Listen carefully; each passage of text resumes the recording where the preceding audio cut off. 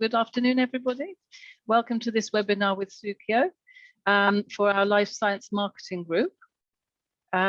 This session today is called The Power of LinkedIn, Proven Strategies to Help Your Business Gain Quality Leads. Just a couple of housekeeping points. All microphones will be put on mute, and if you have any questions, please ask them through the chat box. And now I will hand over to our hosts, Sukio and Clark Chapman, and I hope you enjoy the session. Hello, everybody. Yeah, so my name is Sukio from Sukio, and this is my colleague, Clark Chapman, who is our digital strategist. And so we're members of One Nucleus, and we're a digital marketing agency. We do lots of work with life science companies. And one of the things that we've had a lot of success in lately is LinkedIn. And it really strikes us that there's a lot of untapped potential there in running campaigns, getting your LinkedIn presence really sparkling, and using it as a sales tool to reach people in a way that you might need to do differently nowadays, now that we're at the other side of the pandemic. And we've had particular success with a campaign recently, and we thought, wouldn't it be great to join one of the One Nucleus sessions and just share some of our approaches with everybody, because we're big supporters of the Cambridge and sort of this part of the world biotech community. And so what we're doing that's really successful, we want to pass that on so everybody else can do it as well, steal our secrets. So we've got a tip sheet that is going to be shared afterwards, if it hasn't gone out already. So that's got some of the points that we're going to make. It's got that in a more condensed format. It's also got our LinkedIn profiles on it, so do connect with us as well. Can't come to a LinkedIn session and not connect with us. And so any questions, we've broken it into sections. So drop in any questions as we go. Clark is the main man, with me as his vaguely glamorous assistant. So I'll pick up any questions as we go and try and ask them at either good points as we go or at the end. Natalie says the tip sheet will be sent out early next week. There we go. And we're recording it as well. So then if there's any bits that you miss, you want to go back and watch, then, we can watch that. So Clark, what have we got coming up? Yes, so as Sue said, I'm Clark. I'm a digital strategist at Sukio, and also kind of paid lead. So I do a lot of the running of the paid campaigns, because that's what we're going to be talking about. So it's two sides of LinkedIn we're going to be talking about today. We've got how you can utilize paid. I know when people think about advertising, oh my God, this is going to cost. But this is why these strategies are really important, because you can use it really effectively. We're going to talk a quick case study, so this is to show you guys that it actually does work in real life. And it's not just kind of all theory and marketing perspective, it actually does work. Then we'll talk about actually what is LinkedIn ads, the capabilities of how you can use LinkedIn ads, and how you can use it in conjunction with your sort of company page profile, which Sue will talk about. Then we'll talk a little bit about the type of creative you're going to need to actually stand out and make it actually an effective process. And then Sue would talk a little bit about actually how to get your company page profile ready for, because people, when they start seeing your ads and when you're running these paid campaigns, are going to start going to your company page on the LinkedIn as well. So it's really important to make sure that's kind of fully optimized and set up to get the most out of it. And then finally, any questions? Yeah, we'll have at the end as well. So I'm sure there'll be lots, because we're going to cover quite a bit, but we're going to try and get through it as well. So yeah. Yeah, and just a quick thing on terminology quickly, just whiz back to that a sec. Every time we say things like, what is LinkedIn ads? I think both of us go, shouldn't it be LinkedIn? What are LinkedIn ads? But LinkedIn ads is a thing, it's like Google ads or whatever. So it's the proper name for it. And then we might be talking about organic activity. So by that, we mean your day-to-day activity that's not got any money associated with it. It's what you're putting out, your regular posts on LinkedIn and any other social media platforms. When we talk about paid, that's your content where it's an actual campaign and you're going into the system and you're targeting and you're adding a budget and that kind of thing. And then creative, when we talk about the creative, we're talking about the images, the text, any visuals that you use that all come together to make your ads that people are going to look at as sponsored content. So we've got a quick question for you. So it'd be interesting to know if any of you are using LinkedIn already to promote your business. So beyond the day-to-day organic activity where you've got a company page, but is anyone doing a paid campaign? If you just pop that in chat, that would be great, because it'd just be interesting. You know, maybe at the end, someone might be able to say what's working for them as well. So let's just have a little, aha. Sophie says paid campaigns are constantly running. Great. What sort of company are you from, Sophie? Okay, Rupert's done 10 campaigns since October. Lovely. Well, this is really useful. Okay, Steve, unsure value compared to other. Okay, Sophie's from a scientific database and software company. Nothing yet. Okay. No, this is great, because particularly at the end when we've got time for questions, then you might want to throw in a few bits that are working for you as well. Because I really think it is a bit of an untapped opportunity, and particularly in this sort of sector. Great. Okay, so we've got a few people that aren't doing it yet, a few people that are doing it quite a lot already. So that's really, really helpful. Okay.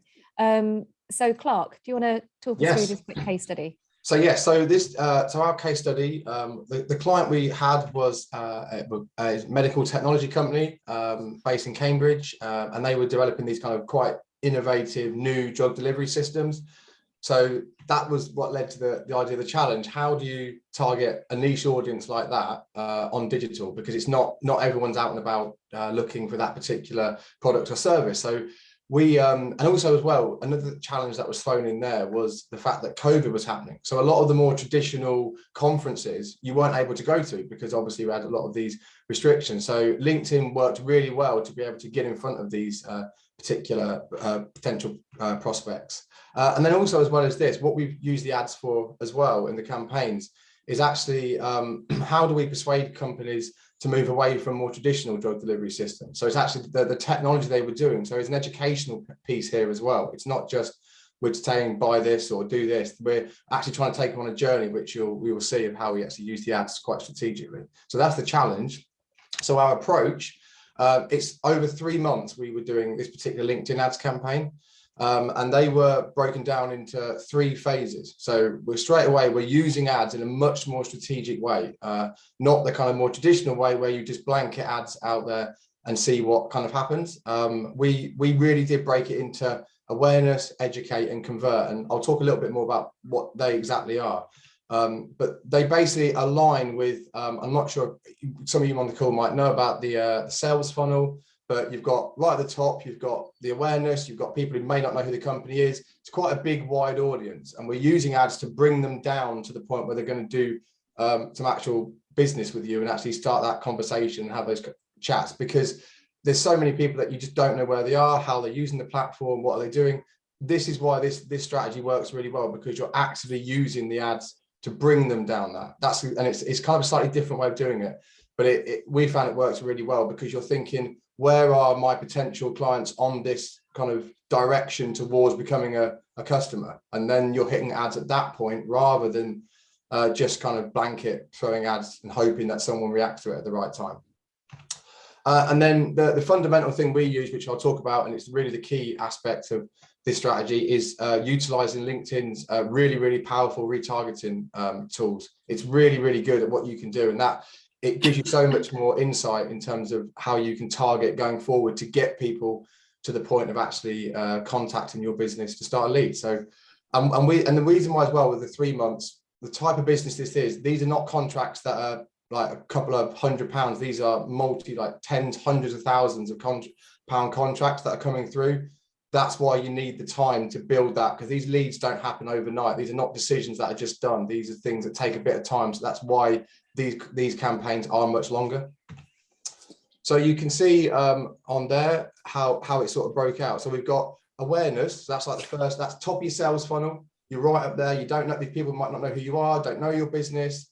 And you're just trying to get there to show that, yeah, we are this business, we're valuable, but you're giving them something. So you're giving them it might be a download. We use a white paper. We used 8 video clips. So we'll talk a bit about the creative in a bit, but we actually used 8 video clips to say, we need to get out there and be seen by people who may not follow us on LinkedIn or don't even know our company exists. That's the fundamental. And that's quite a big audience. For us, it was around 120,000 that we got it down to.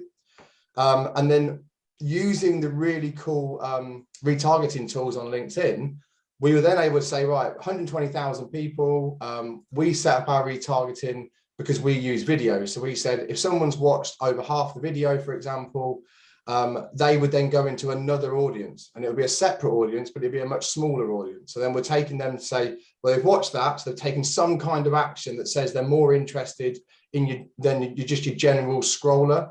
And that's good, because that helps us eliminate potential people not to do that. So we moved them into the educate phase of the thing, and that was about 16,000. So you can see that straight away, the audience has gone from 120,000 to 16,000 just by us limiting by they've taken the action, they've watched 50%, now they go into the next phase.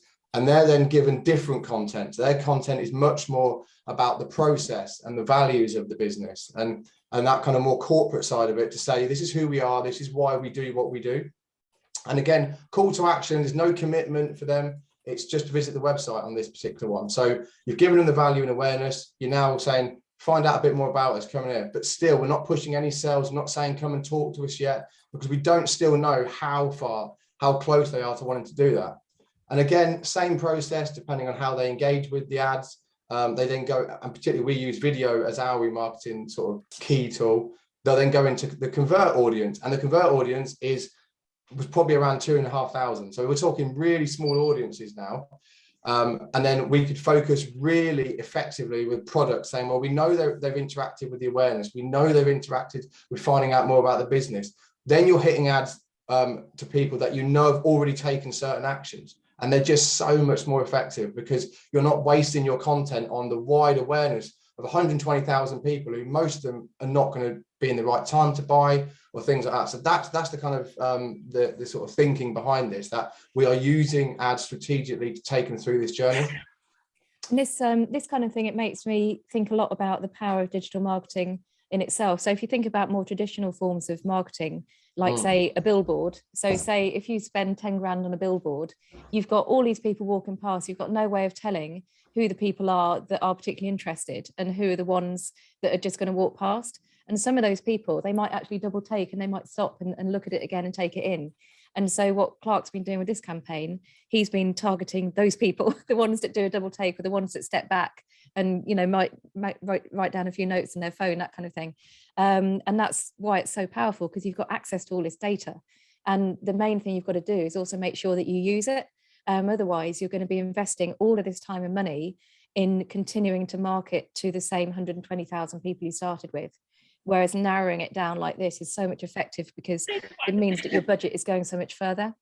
So yeah, Clark, sorry, carry on. Yeah, no, exactly. Yeah, it is using it in that strategic way to actually to make sure the right people are seeing the right content. Because I mean, these campaigns can go 3 months. You can have these circularly going all the time as you develop it, because people are always in different elements of that particular journey, and you're just reaching them with the ads that are the right. And did you do it? It was over 3 months. So was the awareness was for a month, and then the educate phase was a month. It was quite evenly spread, was it? Yeah, it was exactly like that. And then each week so the reason why we run 8 video clips is because you're testing every week. You're testing 2 against each other. So you want to see, okay, what works. And that then gives you information about the type of audience that are interested in your business, what type of content they like, what type of what type of messaging they'll react to. So every month we'd run 8 video clips, 2 a week.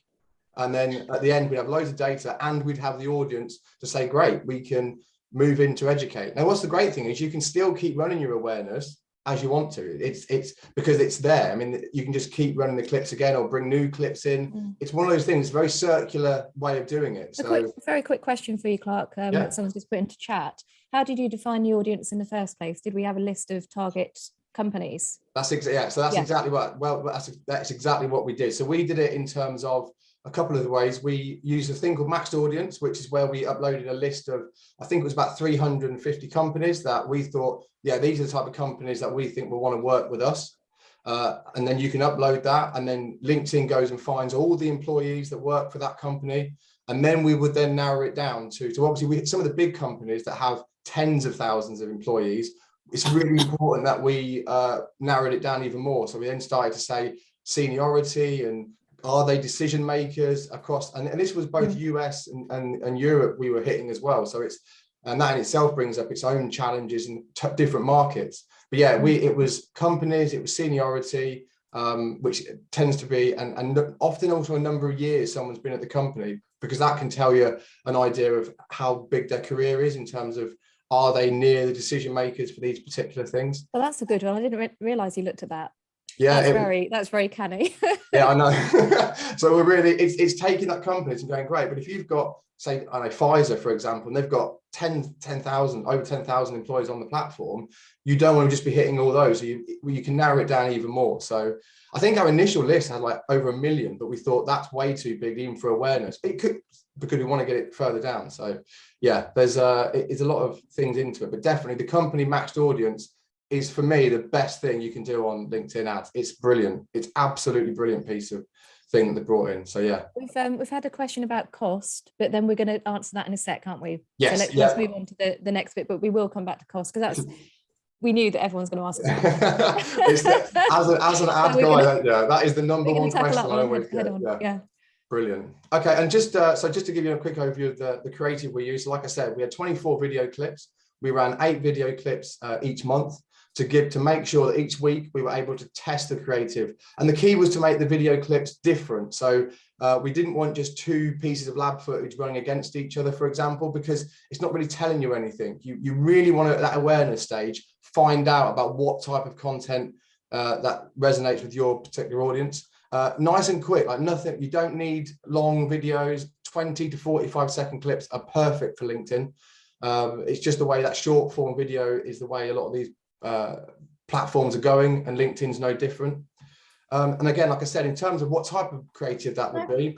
Oh no, I was just listening into something. It could be your more sort of. A quick question. Yeah. I was just thinking, I was just about to message you actually. I've just been looking at this a bit more, and I just wanted to double check that. Oh. Okay. I wasn't sure that was right. I thought it was a question for me then. No. Okay. Yeah. So in terms of the mix of lab footage, so the traditional thing I think in the biotech and pharmaceutical industries is it's very much lab footage heavy. But we tried lab footage, product shots. We had interviews with some of the lab technicians and the designers of the products. We also did some really creative stuff, which you can see. So there's your kind of normal sort of talking head where someone's talking to this, just being interviewed. And then also we tried some lab, and this was a 3D printer we were using as one of the examples, but that shows you the kind of the mix. It's really important to mix up your creative to be good at test. And I'm conscious, obviously, in the industry you guys work in, there's obviously there's legal aspects you have to consider, what you can and can't say and what you can and can't show. But we find on LinkedIn it's very important to do that, which I'll explain a bit later on. So what actually happened in terms of the results? Well, we set out and we wanted to get a couple. If we thought we get a couple of good leads, we'd be quite happy, because again, like I said, these are big contracts. These are not conversations that are going to these are going to lead to hundreds of thousands of pounds, hopefully. So that was the aim. So we were looking at about 2, and we managed to get 4 qualified leads, which we were really happy with, because that's conversations with some really big, some good like global pharma companies as well, that they reached out to us, because at the final phase, they've got to take the action. And that's when you know they're qualified, because they've got to come to you and make that, which is very different to kind of earlier stages where it's all about adding value, showing who you are. That final phase is they've got to make the action. That's the fundamental thing. So we've got 4 qualified leads that started having discussions with the company we work with. So we're really pleased about that. So in summary, why was the campaign a success? 3 things to take away: strategic use of advertising. So not just your traditional blanket and let it run and leave it, really strategic use of advertising, really inventive creative in the industry.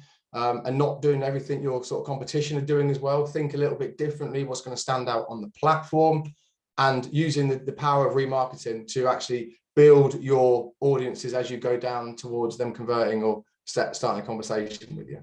So yeah, so that's the case study. Is that okay? Everyone okay? Yes, good. Yeah.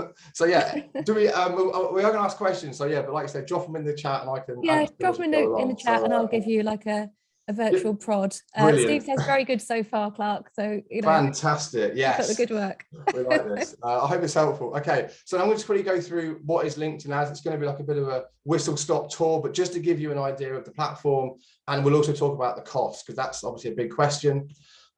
This is we'll put this URL into the tip sheet as well that Sue's going to has kindly prepared. And also I've wrote a blog that kind of accompanies this webinar. So you've got something to see around some of the common questions that people are asked when they first start running. No, I think I haven't put that in a tip sheet, but if you just go to sukio.com and go to the blog, it's right there. Brilliant, that great stuff. Yeah, and that little bit, but this is a great to go to start. If you think about starting it, this is the URL that you'll see when it comes up.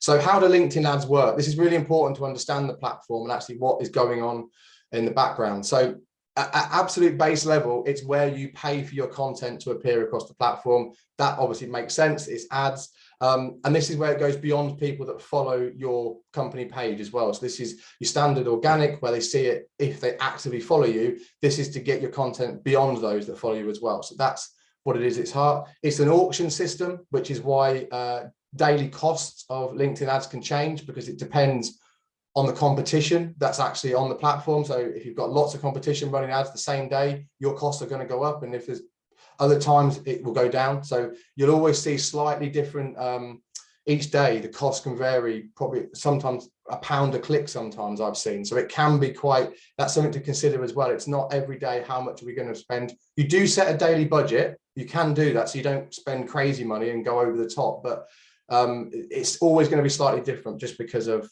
the auction aspect of it.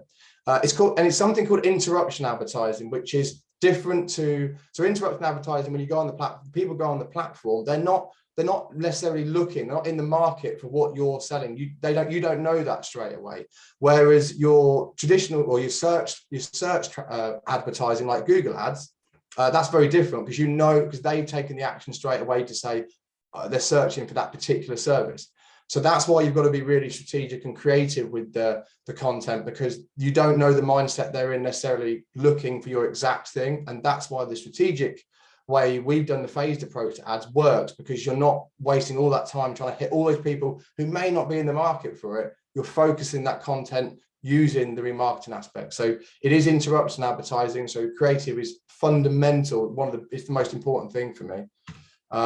So as your businesses and the companies you guys work for, I think it's important to have kind of a couple of questions you could ask yourself to think, well, is LinkedIn ads even right for our business? Now, certainly in the life sciences and the pharmaceutical industry, we know that the type of business you're doing are very rich relationship building as well, and actually getting those connections to start actually a conversation about specific contracts and specific work. So a couple of questions to ask yourself is, one, are you B2B? I mean, do you sell to other businesses? Because LinkedIn ads, if you do, it's brilliant. If you sell, I think, quite a good amount to other businesses in terms of the products and services, and I'm sure you will do, it's great. And this is why I think it works so well in like the life sciences industry, because of that exact reason. Ask yourself as well, how much can you spend as a business? How much can I spend? What if you're probably going to need at least £1,000 a month to spend on LinkedIn ads? And I'll explain that. It is the most expensive, there's no doubt, compared to other social media ad platforms. So you're going to probably need around £1,000 a month to get started. And that's Europe as well. So that's something to consider as well. That's Europe. Different markets have different costs as well. So the US is a lot more expensive than EU as a general kind of marketplace on the platform. A big question is, can you provide the value before starting to talk sales? So have you got, can you put together reports that could be put on the platform as a kind of value add to get people the offer, to get people interested? Can you do checklists, all that kind of stuff? What's your capability in-house to be able to produce that stuff that's going to add value? Because that will always get a better reaction with your initial awareness phase of, am I adding value to this person's kind of job and what they do in their role? And finally, if you're looking for instant results, LinkedIn ads is probably not the best platform, in my opinion. It can work sometimes and you can get lucky, but I do think with the relationship nature of it and the longer lead times that the type of businesses we work with, you do need, I think, trying to expect in a week to go, well, will it work? And it's not working after a week. I wouldn't worry too much about it, because you need the time to get real statistical significance from the data. And that's some of the reason why you want to let it run a bit longer. So it's definitely not a quick fix. It can be done in a week and the sales start rolling in our experience. Okay, just a couple of things I'll talk about. The kind of some of the capabilities. So around audience targeting, you can target by location. As I mentioned, you can upload a list of companies you want to target, which is really useful to then target employees of those particular companies. One that Sue mentioned as well earlier to me was the members of industry groups. So if there's particular groups that they follow, it might be something associated with your business and what you do. There are so many niche groups on the platform, and they don't even necessarily have to be active themselves on the group. As long as they're following it, you can target them with the ads. And that's what really, because I'm probably a member of quite a few to do with digital marketing and those kind of things. So I will be targeted for that criteria. Something to throw in as well is that quite often, not all the time, but it could be that LinkedIn is the only social media platform that some of these people that you're trying to reach are using.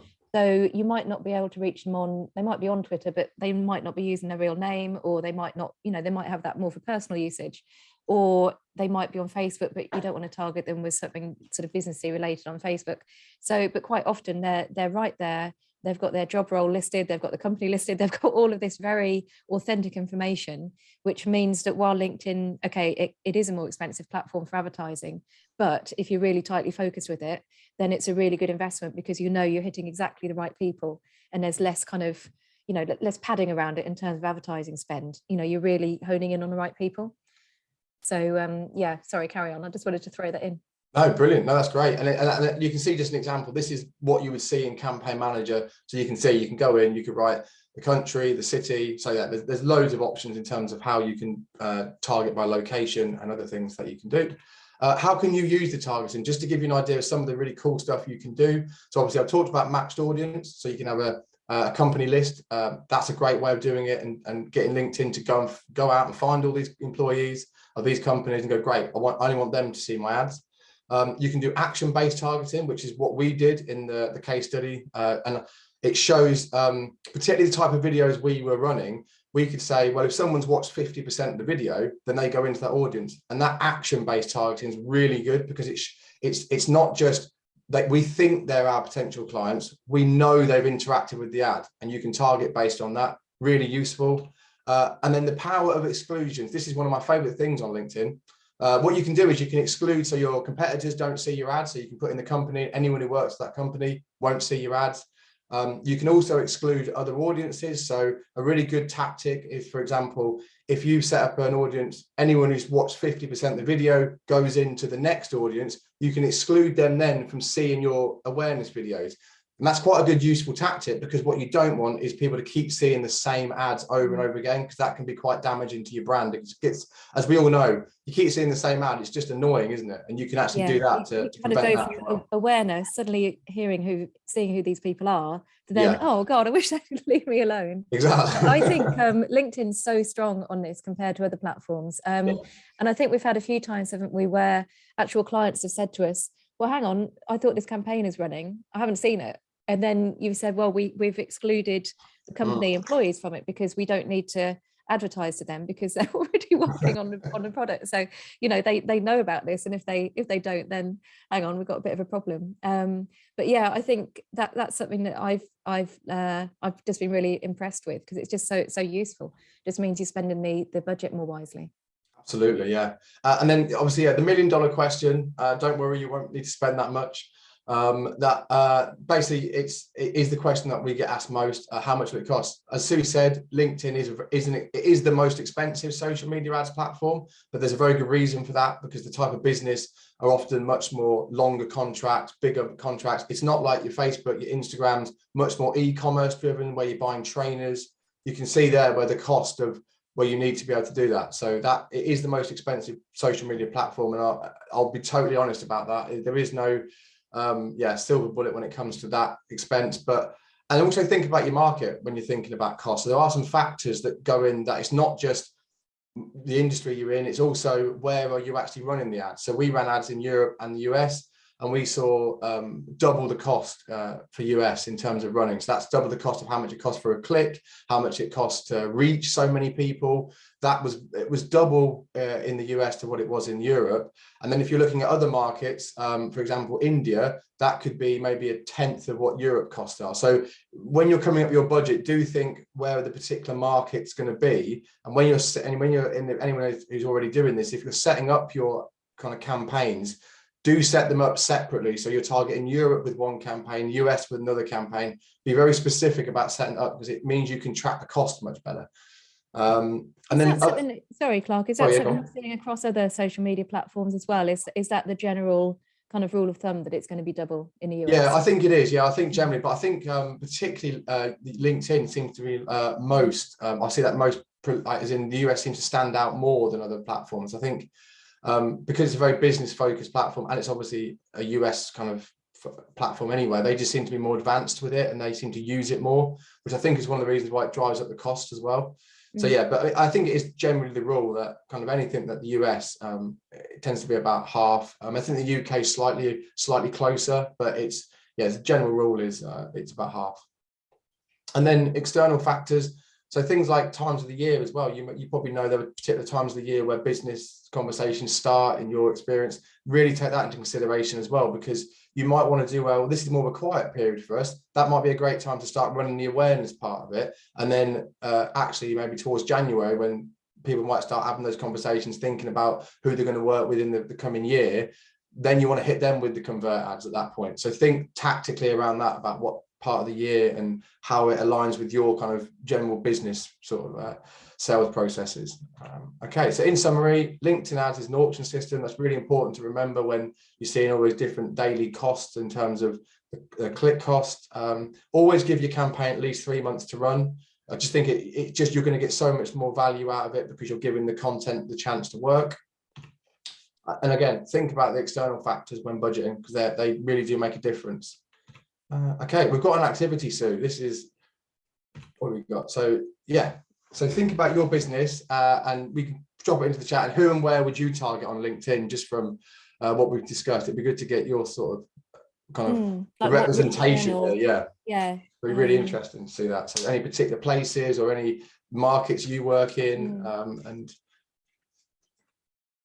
yeah, or people that you might want to target. I mean, it might be people in procurement, for example. You know, you might think, oh, actually, this is a good way of reaching these kinds of people.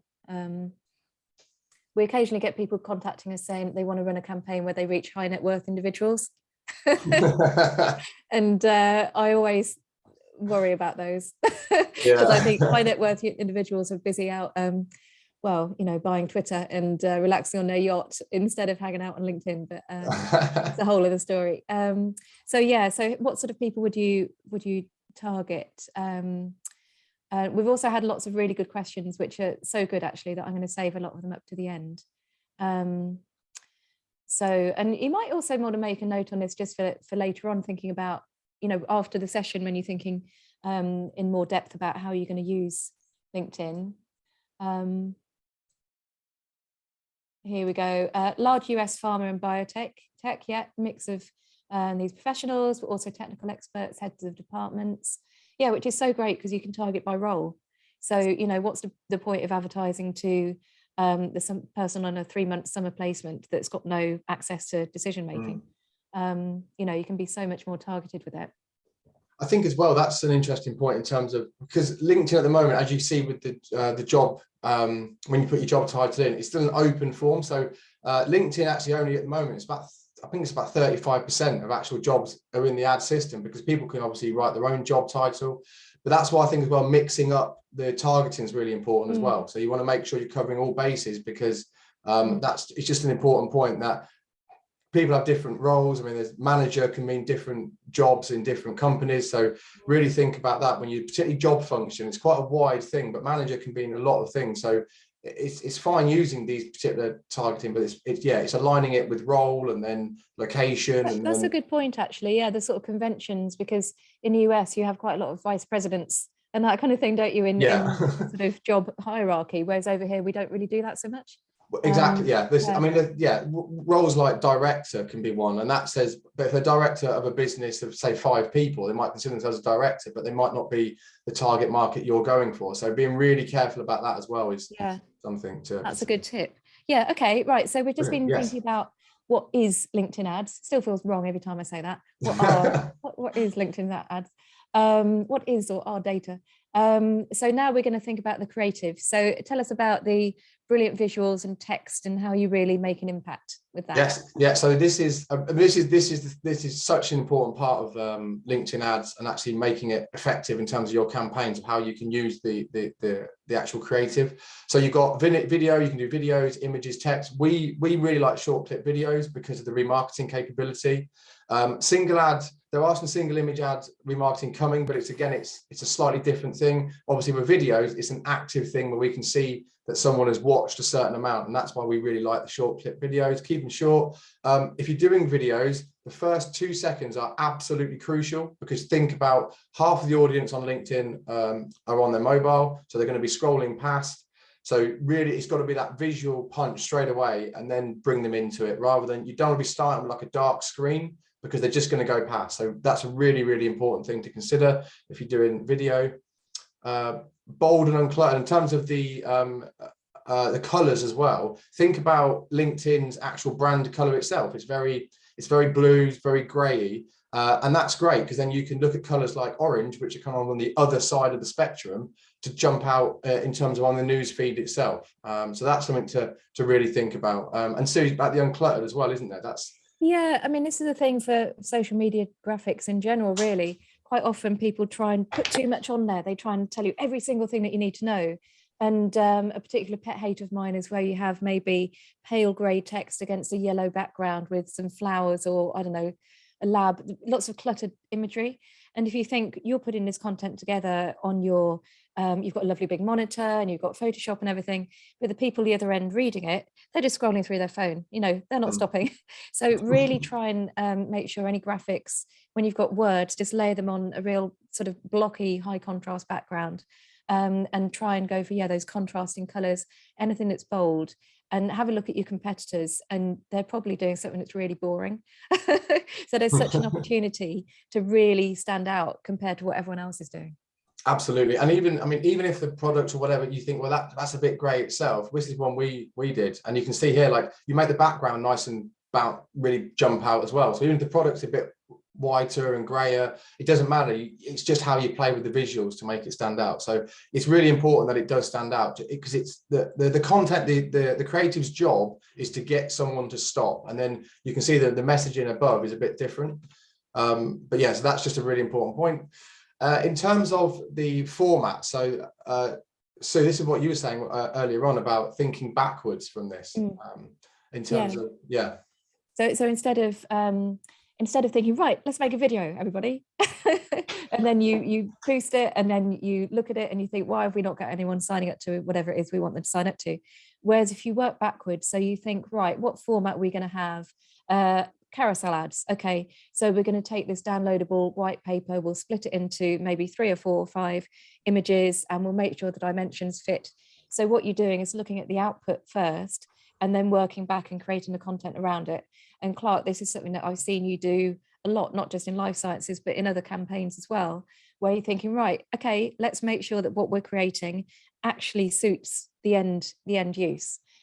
Which is something that I think where a lot of people go wrong, because everyone gets so excited about doing video and so excited about doing graphics, because it's so much fun.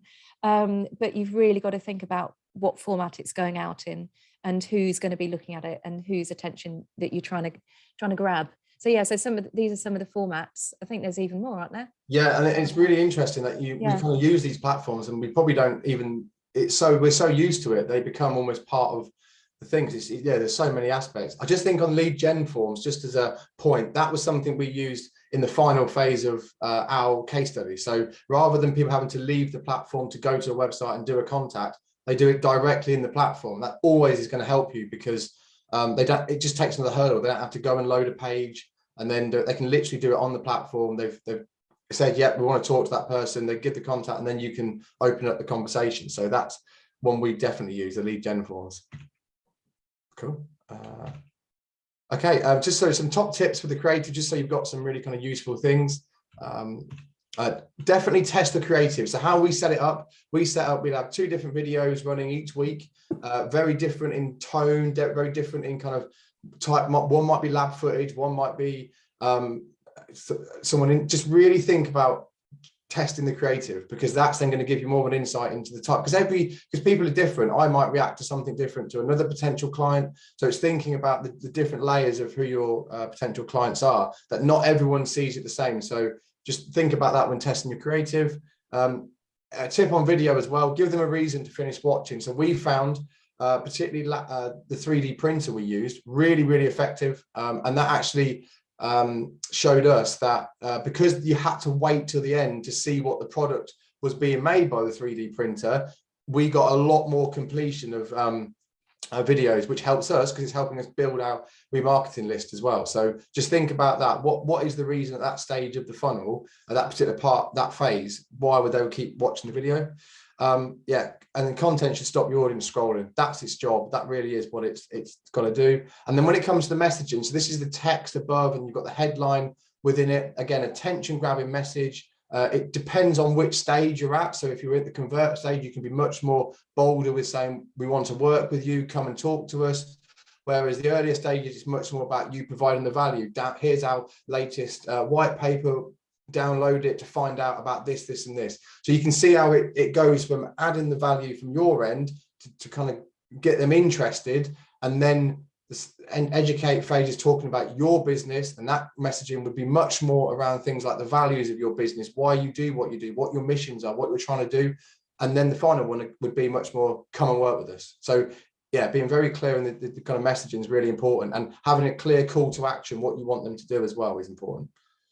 So I think we've got another activity. How's time, Sue? I can't. Well, what I might do is, yeah, just maybe you can just sort of scribble down rather than have a big discussion around it. So just think about the formats that might work with you and your target customers. You know, it might be that the sort of business that you're working in is really visual, and you've got loads of opportunities to create those beautiful graphics, and you could have a carousel, for example. Or you might be very sales focused right now and think, actually, you know what, we just want to get a lead generation form and have it right there and then, you know, and there's so many opportunities for you to do different things throughout the year. So you could start tentatively with one, but then over the course of the year, then, you know, sort of do a different campaign to complement it. So, and really think about the things that are under your nose that might not seem so interesting to you because you see them every day, but for anyone external might be really interesting, or where there's an opportunity to get a photographer in and have some really good quality assets created. So yeah, so, you know, always try and be inventive. I did some training once with some people who do yacht decking and it was fascinating. It was so interesting. And they had this big sort of production line downstairs with this big sort of channel of water and all these sort of master craftsmen doing this stuff. I say, you've got this here right under your nose, you know, and there's so many companies have that kind of content, and you could take that and use that in a campaign and make it much more interesting than, you know, whatever the people next door are up to. Okay, so should we move on to the next section? I think that's a really important point, Sue, as well. It's in the industry. I'm guessing a lot of people on this call as well are don't be afraid to stand out and try and be inventive with the creative, because I think a lot of people in the industry are not doing that. I think it actually is going to be a bit of an advantage to you as well. Okay, so Sue is now going to talk about the actual company page profile and your own profile to make sure, because once you're running ads, people will be able to click through to your website, but also they'll be clicking through to follow your company page. So it's making sure that that's set up properly. Yeah, so what you're doing is making sure that everything in your organic presence is supporting the campaign, because otherwise there can be a bit of a mismatch, and people look at this beautiful glossy video content or this lovely carousel, and then they look at the company presence on LinkedIn and, oh, hang on, they haven't updated it for 3 years, and there's a pinned post that says about an event that's coming this Christmas, and it's, you know, they're seeing that in May. So it's about some little things that you can do just to sort of polish that up so that everything is consistent. So your company presence, you're talking about prettying up the profile page, and it's the nice thing about LinkedIn is that it moves relatively slowly compared to something like TikTok, which is a very hungry beast that you're trying to feed all the time. So if you just did a sweep through this afternoon, the header, beautiful header images, update the about text, make sure that whatever you're doing for the campaign, whatever you're promoting there, people can see it on your company LinkedIn page as well. Because otherwise, particularly in the awareness stage, if people might see a bit of sponsored content and I think, God, who was that again? Oh, I think it was that company in Cambridge. I'll just look them up. And then that product or that launch or whatever is nowhere to be seen on your company page. So you can whiz through, just update the products, services, contact details. A lot of businesses have moved premises over the last couple of years. So just make sure all of that is in order. People need to be able to get in touch with you. So make sure that's updated. And then get into the habit of posting regularly. So company news, new products that you've got coming out, awards you've won, just so it looks a bit more active. And if you've left it idle for a little while, it doesn't take too long just to do a quick sweep through and make it look like, oh, there's something going on here. So this is Novartis as an example. So even in a very quick glance, less than a second, it gives you an idea of what these people do. So the header image at the top, which a lot of people and also companies don't realize you can update on LinkedIn. So they've got some people in a lab wearing lab coats, they haven't really overthought this, but that's fine. It gets across what they do. They've updated their about content. They've got some video content there, really clear. It says what Clark was talking about earlier about using those bold contrasting colors. That text, super easy to read against the blocky background. What's on the next slide? So they've also done really well on their company. They've got a section which you can call life. So if you're in particular, you're trying to attract talent as well, then talking about your company culture and getting people to write articles for the LinkedIn page is really good. And then of course, this is somewhere that you can also talk about whatever's going on in the campaign as well. So quick company wins. So this is a really good idea, and it's almost so obvious that you might forget to do it, but all of this effort and money has gone into creating the campaign content. So you can take all of that and then you can put it on your LinkedIn page. So there might be stills from a video, you can put that in your header, or there might be that downloadable white paper or guide, then put that in as a pinned post so people can access it straight away. So what you're doing is making sure that the LinkedIn company presence echoes the campaign. So it's there to support all of the other activity that's going on. And yeah, pinning a post. This is something you can do on most social media platforms. You can take a post that's really useful or helpful or timely, and you can pin it to the top of the page and make sure it's got a really strong call to action. So if you're in that part of the campaign where you want people to download something, then pin that post there. Or if it's call one of our sales guys, then make sure that's going to match, just so that anybody that has seen the sponsored content, they come to your page, okay, everything lines up. And sending a newsletter, this is a very new feature on LinkedIn and something that we've tried ourselves, and it was quite satisfying actually. Sent out the first one and then all these subscribers just racked up, it was brilliant. So whatever you're promoting in the campaign, then you can also send out a quick newsletter from the company page, and then that goes out to anyone that's following you already. So you're hitting people at lots of different touch points, which I think is really important.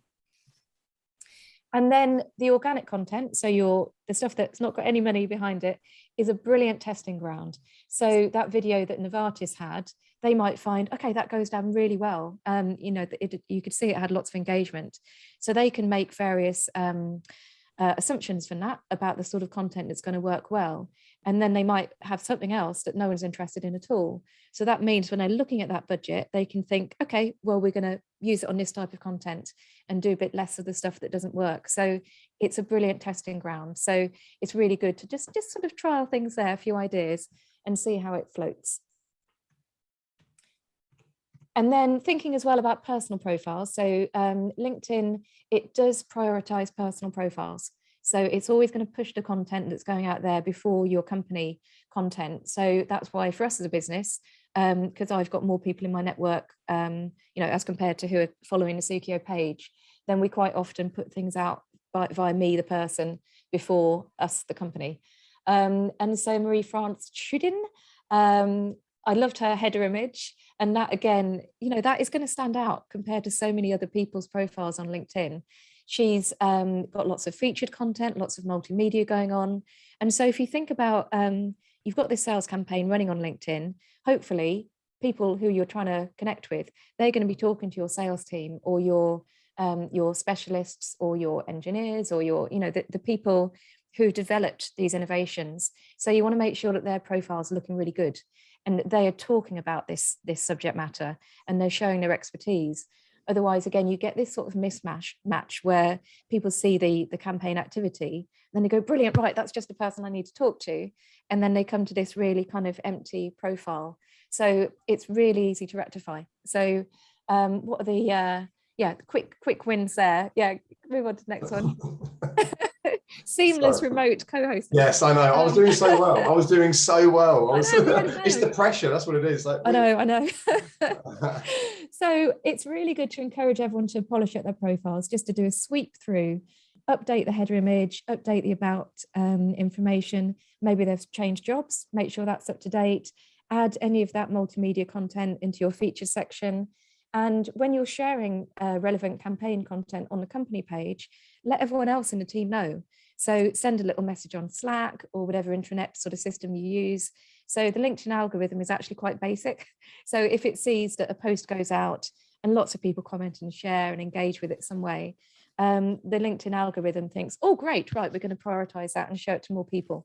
So it's a really easy habit to get into. So whoever's in marketing, just encourage them, every time they post about some really important stuff, then just let everyone else in the team know, and then that will help boost it.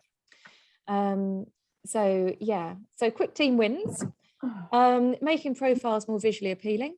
So you've put all of this money and effort into the campaign. So just make sure that anyone that's somehow related to it in that department or division, just make sure their profiles are looking good as well, because someone might pick up the phone. And encourage engagement with company content. So notifying everybody about new posts is a really good thing to do. So some of these things about the company and your personal profile, they don't really take too long. So getting in the habit of posting regularly, you might want to do 3 times a week. And then this kind of overhaul is just a really good thing to do. You could do it this afternoon, and then that's you set for a little while longer. It doesn't take a lot of kind of tending. So we've had quite a few interesting questions. So it'd be really good for you to think about what you could put into practice after the session. You could also download our social media checklist, is another good tip. This is less LinkedIn specific and more across all of your channels. So it's really good at helping you get just a fresh perspective on everything. And then I've put these on the tip sheet as well. So Clark has got his LinkedIn campaign blog, which is really useful. We've got a mailing list where we just send out two a month. There's one from me, letter from the editor, and then Le Blog Blast, as we call it, with loads of digital marketing tips and tricks and any other webinars we're doing. And then we've also got a LinkedIn course on Skillshare, which is all about LinkedIn and a little bit more from your personal profile point of view. And we do lots of content strategy and training and content creation. So I think that's all of our slides. So should we stop sharing and then we'll have a few questions? Yeah. Great, I can see everybody now. Brilliant. Thank you everyone for listening. That was great. Thank you. So right then, got loads of questions, so this is really good. In your opinion, Clark, yes. So how does LinkedIn ads compare to a more direct approach, e.g. via email? I actually think this is where LinkedIn ads is really interesting, because LinkedIn is probably more the higher part of it. So I think email is much more, if you want them to take an action straight away, it goes directly into their box. With also with GDPR as well, that's changing things. That's changed quite a bit, I think, with emails anyway. So I do think I think LinkedIn, because when you're remarketing, for example, on LinkedIn, the people have gone onto the platform, they've accepted the terms and conditions, and that means you can target them because it's all part of it. There's no worries around that. So I think they can align quite nicely. What I think is good is if you're finding through the ads, you're getting some, you could even run a campaign, maybe at the educate part, for example, that is they get a download, or the awareness part, sorry, where they get a download, and you could try and see if people want to sign up to an email newsletter, but you'd have to really provide consistent value. It's not just one. I think you might get a download, then what are they expecting from that newsletter as well? But I think LinkedIn and other platforms can can work in conjunction with email. I'm not one of these people who thinks it's one or everything. I mean, we do it with LinkedIn ads and Google ads, because what we do is we're building the awareness often on LinkedIn ads as well. And then if people then go to the Google ads and they then type in the service and see the company name, I saw them on LinkedIn. So instantly it has a more of an impact. So yeah, I think with email, it's exactly the same. It's how you can it's not one fits all, but I think LinkedIn is a particularly powerful way to do it, to get. We see it in terms of touch points, don't we? So, Yeah. and particularly with digital, if you imagine someone, they're sitting on a train, they're scrolling through Twitter, then they're looking at LinkedIn, and then they might look at a newspaper, they might be listening to the radio or something at the same time, or is this just me? So, you know, you're trying to capture them from different angles all the time. Just another question. This is a good one. I don't know if I know the answer to this. If a company goes ahead with a campaign, does it negatively affect their organic reach in the future? No. I'd say no. No, I think actually it's good, because I know it's LinkedIn is making money. So your company is actively contributing to LinkedIn's bottom line by spending money on ads. So if anything, I'd say it's probably the opposite. Now, I don't have the data to say that, but it just, to me, would make business sense that because you're spending, and also what's happening is you're getting more engagement, which means more people are going to your company page, which tells LinkedIn that actually this is a more engaged company page generally. So it could actually have more of a positive impact, because what they don't want is the constant post going out that nobody's engaging with. That can be negative, because they're like, well, no one's engaging with this stuff. So and I think as well, we have to be honest about where organic is as well. We know that organic overall is probably, when you put a post out initially, maybe 5 to 10% max are going to see it initially. So that's where the ads can really help get beyond that, because it's just being, and that's why I think, like Sue said, using your organic to test some of the content at that stage, that smaller stage, and then put the budget behind it, because we know those numbers are going down. So the ads is the game we're in on social as well. That is just a reality of going above and beyond. But doing it this way, you're not just constantly going out to get as many people, you're bringing them down, you're using it. So the audience is maybe 2,000 people. You might have more followers than the audience you've got in that convert phase. You actually might have more people following you, but when you put a post out, they're not all seeing it. Whereas when you do that, as long as they're on the platform, with this audience as small as that, at that end phase, they are seeing the ad. And I think that's the really important bit.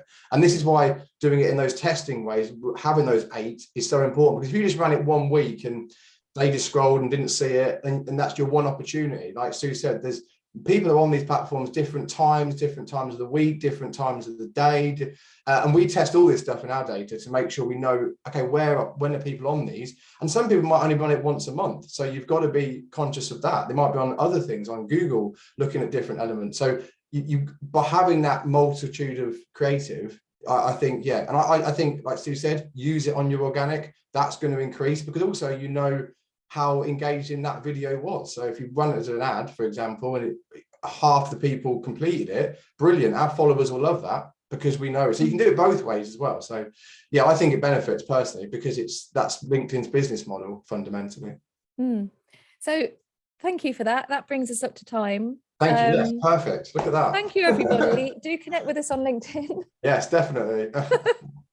Thank you to Sue. Thank you to Clark, and thanks to everyone who participated today. And so we'll look forward to seeing you very soon on another call. Yeah, brilliant. And hopefully in person at whatever hopefully we can all come to. Yeah, brilliant. Great stuff. Thank you, everybody. Okay. Thanks, guys. Thank you. Well done. Cheers. Bye.